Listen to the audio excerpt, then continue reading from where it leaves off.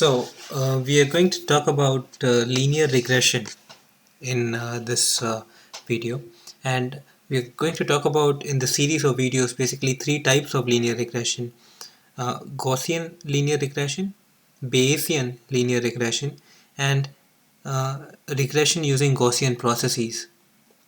So it's been quite confusing for me for quite some time, and now finally I think I've got it figured out. So I'm going to make right now a series of videos and talk about all these three in succession, and hopefully it stays with me.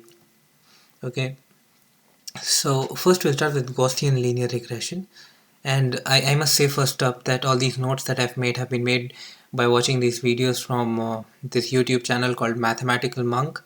Excellent videos, excellent explanation, and I'm very thankful to. I don't even know the name of the guy who's doing this, but really good videos, very helpful. Thank you very much. Okay, so Gaussian linear regression. So basically what the situation in regression in general is that we have been given capital N data points x1, y1 to xn, x capital N, y capital N, where xi belongs to Rd and yi belongs to R. That's the regression situation. And now we for a new x n plus 1, x capital N plus 1, we want to be able to predict the value of y capital N plus 1. Okay, and there are two things. One is we just want to say, okay, what is the new y for that, for the new x, and the second thing is we want to be able to say, this is the probability distribution of y for this new x.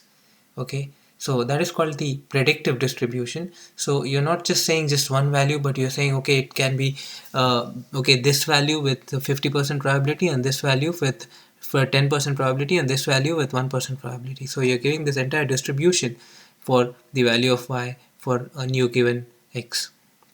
Okay, so let's start with Gaussian linear regression.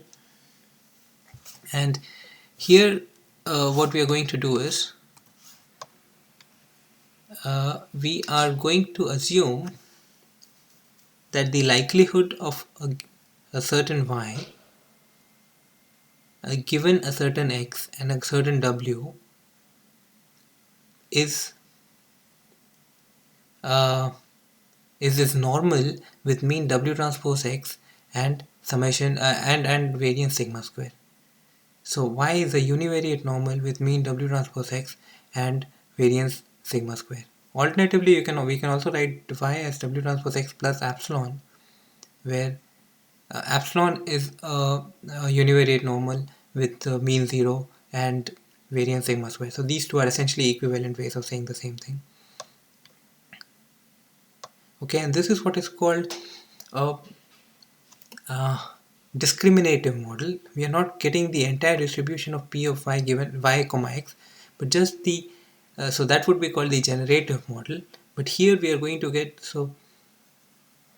p of y given x, okay, which is what we need. I mean, we can get p of y comma x, and then we can marginalize out x, and we can get p of y given x from that. Not marginalize out x, but somehow we can get that. That's a more general problem, but here we are doing just p of y given x. This is a discriminative approach.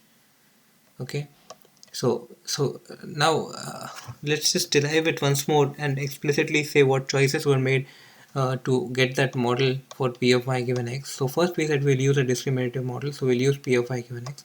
Then we said, okay, p of y given x, we'll use a normal distribution for that. So we'll have a certain mean and a certain variance, and then furthermore we said the mean that we will have will be a linear function of the input x. Okay, and this will be a constant independent of x. So we get, this is how we get what we mentioned before, p of y given x as a normal distribution with mean w transpose x and variance sigma square, and alternatively this.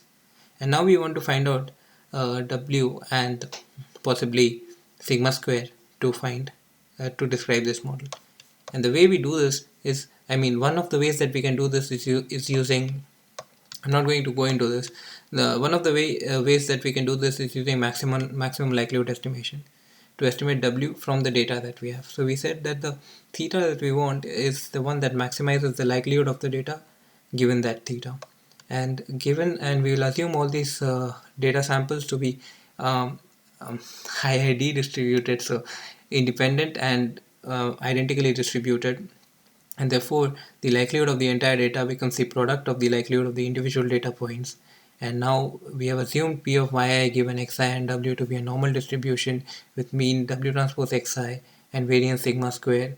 So this becomes like this, and now we can maximize this. So we can maximize this, can be written and in, so the product goes inside the exponential, it becomes a sum, and this sum can be written in vector form like this. And now we can say instead of maximizing this, we can maximize the log of this, and therefore we end up having to minimize this guy, which is like this, where A is called the design matrix. It contains all the inputs x1 to x1 to xn. This is of size capital N. This should be capital N times D, where capital N is the number of samples and D is the dimension of each guy. Okay, and possibly this will also have 1, so capital N into D plus 1, right? And this will be of size capital N into 1. Okay, so we want to minimize this. We have a straightforward solution for this.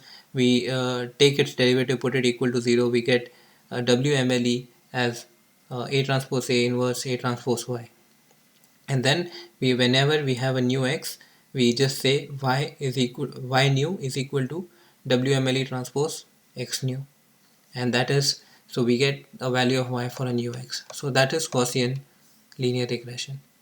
Okay, note that we just get one value of y for the new value of x. We don't get a distribution over of y for this new value of x. Okay, so we get a point estimate for y in this method.